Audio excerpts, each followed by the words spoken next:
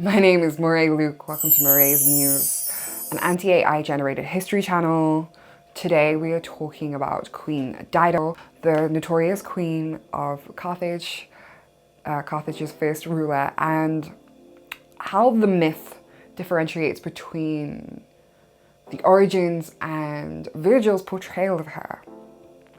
We'll also talk about if Queen Dido was real. So, with that being said, let's get into it and talk about her original origin. So, if you guys don't know who Queen Dido is, we're going to talk about the myth of her.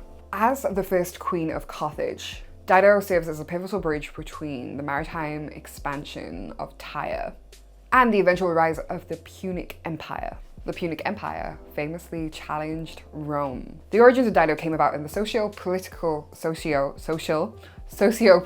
climate of Tyre. It was a major Phoenician power and it was situated in modern-day Lebanon, and this was during the 9th century BCE. Tyre was the epicenter of a sprawling trade network. It was known for its Tyrian purple. Queen Dido, who was born as Princess Elissa, was daughter of the Tyrian king. And we can see his name changes throughout history. Matin I, Neto, or Belus II. And her legend establishes a royal crisis. Following the death of the king, there was a succession crisis, power vacuum.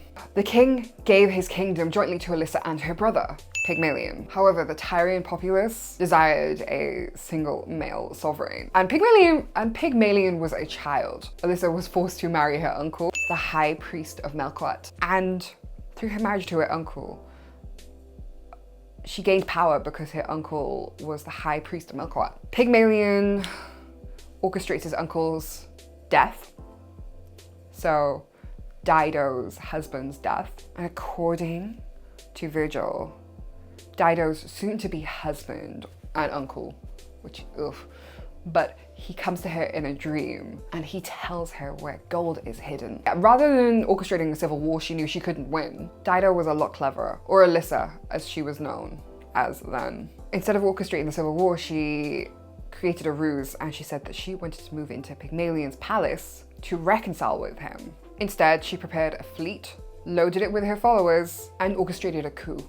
Ensure the loyalty of the king's servants who were assisting her, Elissa performed a psychological trick. She threw bags of gold into the sea, claiming they were a sacrifice to his spirit. And Pygmalion's servants, who feared his wrath, she tells them to join her in exile because they don't want to go back to their king.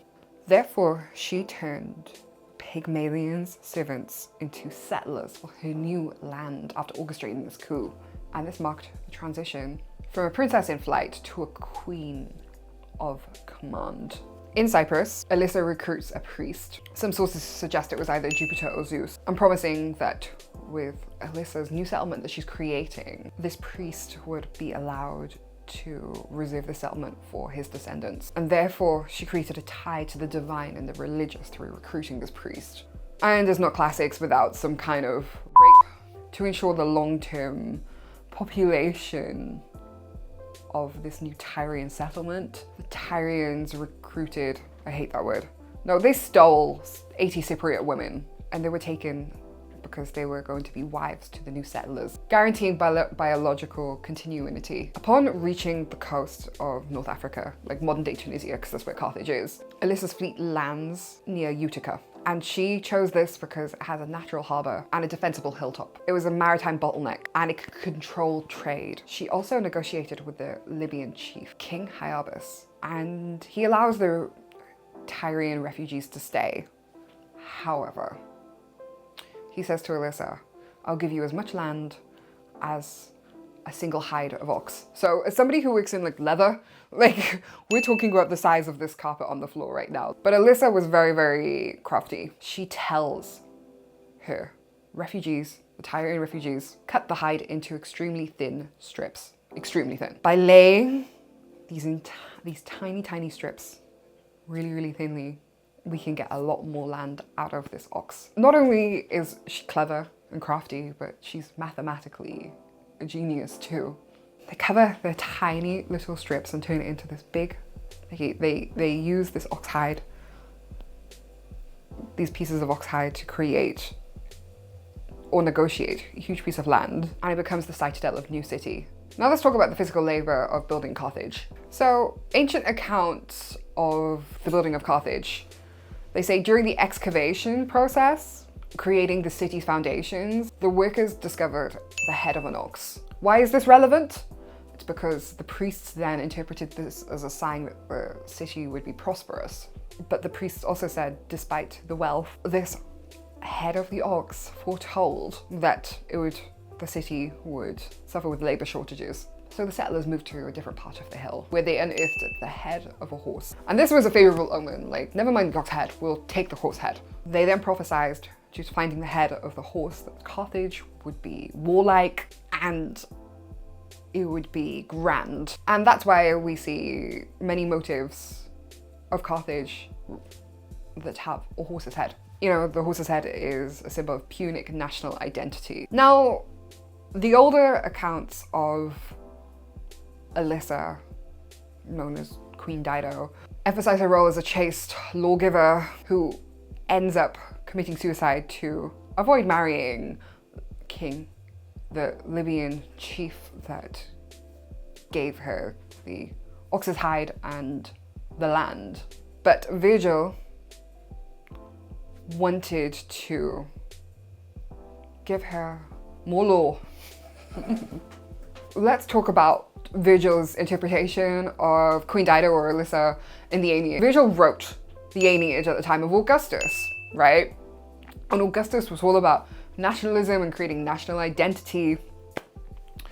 And what Virgil was really doing with the Aeneid was providing Rome with a mythical account of where they came from, and wanted to link its origins. You know, Rome wanted to link its origins to the survivors from Troy. Okay, book one of the Aeneid. Virgil introduces Dido as a powerful queen, engaged in active construction of this new city. However, her love interest in the story, Aeneas is shipwrecked on the North African coast by a storm sent by Juno, and Dido welcomes her future love interest with immense generosity. Dido has huge empathy for the Trojans. However, her relationship with Aeneas is like divine manipulation. It's not actual love. Venus, fearing for her son's safety in a city sacred to her rival Juno, dispatches Cupid to inflame Dido with a consuming passion for her new lover. And whilst Dido in the Aeneid is really sad over her uncle's death, or her first husband, this divine intervention makes her go goo goo gaga. And you know, she forgets about her first husband pretty bloody quickly. And the fourth book of the Aeneid is dedicated to this tragic love affair. Dido, so in love with this shipwrecked loser, abandons her responsibilities as a ruler, and she doesn't care about the construction of Carthage. And this is meant to be a symbol of a woman's passion, but how passion or furor can distract from duty, pietas. The consummation of their relationship is in a cave. You know, Dido thinks that it's a marriage, but Aeneas doesn't think that anything's actually taken place, like he denies it. This crisis erupts when Jupiter, at the behest of Labus, sends Mercury to remind Aeneas of his destiny to found Rome. And Virgil portrays Dido's lover leaving Carthage as painful but necessary obedience to a fate. And Dido thinks it's a huge betrayal. And Dido loses everything. She loses herself. She kills herself, and it's portrayed as an act of vengeance. She ascends to her funeral pyre and she utters a terrifying curse, praying that no love between our peoples and no treaties shall exist. She cries for an unknown avenger to rise from the ashes, who is later thought to be someone like Hannibal Barca, the general of Carthage who invaded Rome, and we're going to do a lot more content on. And this is Virgil's narrative. He creates this mythological kind of lore for the very historical Punic Wars that Cato the Elder was like enthralled by. But the question we're going to answer is, did Dido actually live? And it's intense academic debate, it always is. You know, Firstly, the fall of Troy is very, very debated, and therefore her romantic involvement with her lover also, because did the fall of Troy actually happen? And besides, the founding of Carthage and the fall of Troy happened like 4 centuries between each other. But there is a Tyrian princess called Elissa who founded the city in the late 9th century BCE. We have lots of historical records for Elissa. Flavius Josephus provided a list of Tyrian kings. This list mentions King Pygmalion and states that there was a real Queen Elissa, or Dido, and says that in Pygmalion's 7th year, his sister did found Carthage. And the dates add up. Now, there's no Queen Dido in archaeological evidence, but the Nora stone, the Phoenician inscription discovered in Sardinia, has been seen referencing a King Pume. So, so Pygmalion. There is contemporary evidence of a Tyrian king. We also have a gold pendant discovered at a tomb in Carthage bearing a 6th line epigraph mentioning Pygmalion. And that means that Pygmalion's reign was marked by his sister founding a city. But there's an archaeological gap. For decades, no archaeological evidence. The 814 BCE date is very, very rumored and debated by archaeologists. In Tunisia, people love Queen Dido or Elissa. She represents their very mixed roots, Mediterranean, Phoenician, and roots that predate those nasty Romans, Roman Vandal, Byzantine, and Arab conquests. And we see her likeness a lot. This was our video on Queen Dido. I really want to do more videos on Virgil. I need to read that. Sian Phillips was 42 when she became Livia Drusilla. Queen Dido, really, really complex, but it does look like Queen Elissa did actually exist. Do I agree with Virgil's interpretation of it just to appease Augustus and therefore create more national identity? I'm not so sure. Thank you for watching this video. I'll see you in the next one.